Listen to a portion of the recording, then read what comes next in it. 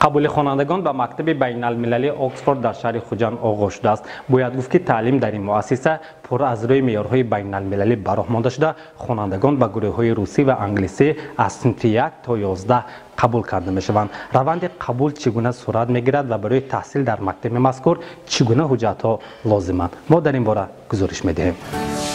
شروع از ماه ایول قبول خوانندگان به مکتب بین المللی اکسفورد در شهر خوجند آغاز گردیده است. این زمان باشد تعمیر مکتب برای سال نو خوانش با مرام ادامه دارد. طوری که مسئولین میگویند مراجعت والدین نیز برای تحصیل فرزندانشان در اینجا خیلی زیاد بوده. همه روزه تا 100 نفر شهروندان به واسطه تلفن زنگ میزنند و یا به واسطه خودشان آمده با شرط و شرایط شناس میشوند. چنانه که قید گردید برای تحصیل در مکتب اکسفورد باید چنین حجت ها را پیشنهاد نمود.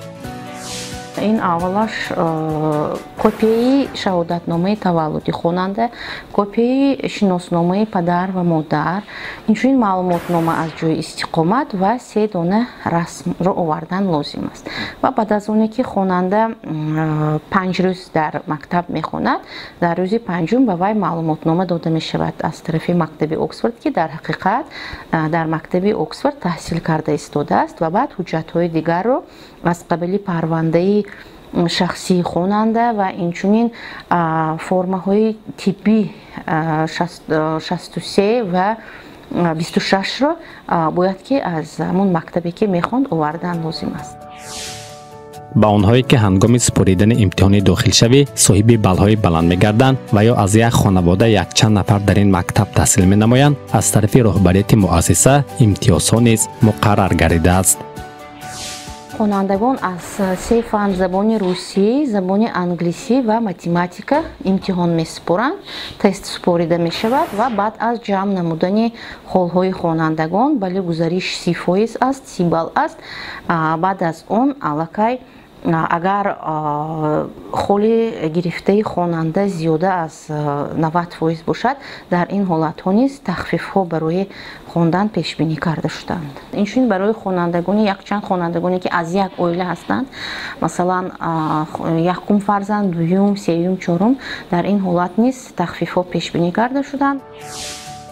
در مکتب بین المللی اکسفورد در شهر خوجند که در منطقه یگانه ارزیابی می‌گردد، برای دانش اندوزی محصلین تمام شرایط جوابگو به استانداردهای جهانی فراهم آورده شده است. مؤسسه مذکور امکان دارد تا 600 نفر طالب علم را به تعلیم و تربیت فرا گیرد. خوانندگان تنها با سپریدن امتحان‌ها طریق تستی و صایب گشتن به خال‌های مقرر گشته انتخاب می‌شوند، می‌گوید مؤسس مکتب مذکور سید مراد دولتوف.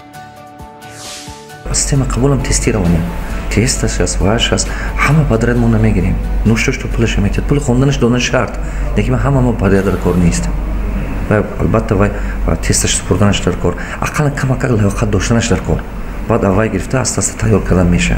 برای ما میخوام که خودی بچه‌م حواسش باشه، خودی بچه‌م حرکت کند.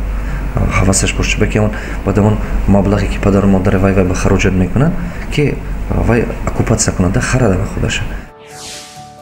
مکتب اکسفورد دارای صنفخانه‌های مجهز، تخت‌های الکترونی پیوست به شبکه بلندسرعت اینترنت، سیستم گرم‌دهی، کتابخانه زیبا، آشخانه گشاد و برهوا، تالار و میدانچه ورزشی، کودکستان، خوابگاه و دیگر انشاءات یاری رسان بوده برای علم آموزی و رشد عقلانی و جسمانی خوانندگان تمام شرایط مهیا کرده شده است. به طالب علمان بهترین آموزگاران محلی و معلمان خارجی دارای سرتیفیکت درجه بین المللی داشته درس می‌دهند که آنها دارای تجربه کاری در مکتب‌های با نفوذ кишварҳои пешрафта мебошанд.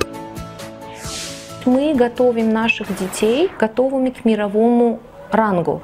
То есть они должны быть стрессоустойчивые, открытые, гибкие для того, чтобы воспринимать другую культуру, представлять свой народ, а также быть стабильными в любых ситуациях.